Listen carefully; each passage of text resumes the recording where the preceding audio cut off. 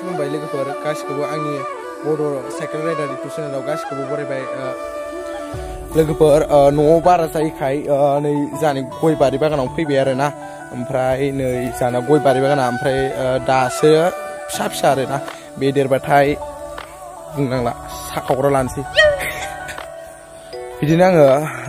बड' साइकेल राइडार आंनि चेनेलाव साइकेलजों बेरायनाय गोजान गोजानाव थांनानै बेरायनाय भिडिअ लाबोबाय थागोन आरोना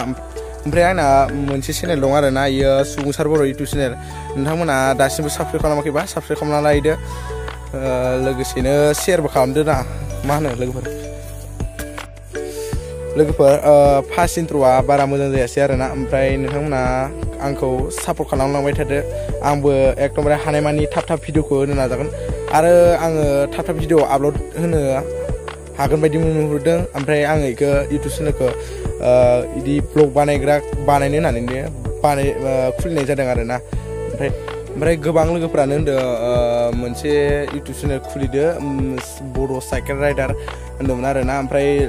लोगोफोर दं जोंनिया ओमफ्राय इसोर ग्रुप जागोन आरोना जोङो ओमफ्राय आङो नोंथांमोननो देखायलांबाय थागोन नोंथांमोना सापर्टल' नोंथांमोना आंनि इउटुब चेनेलखौ लाइक कमेन्ट साबस्क्राइब खालामदो आरो हानायमानि आंखौ सापर्ट खालामलांबाय थादो आरोना नोंथांमोननि सापर्टजोंसो जालांगोन ना आसा खालामो नोंथांमोना आंखौ हानायमानि सापर्ट खालामलांगोन होननानै आंबो मिजिंथिना थाबाय आरो आंबो थाब भिडिअखौ आपल'ड होनो नाजागोन हानायमानि नाजागोन आङो साइकेलजोंनो बेरायगोन साइकेलजोंनो बेरायनाय गोजानाव बेरायनाय भिडिअ लाबोगोन आरोना हानायमानि नोंथांमोना आंखौ सापर्टल' खालामलांबाय थादो बाय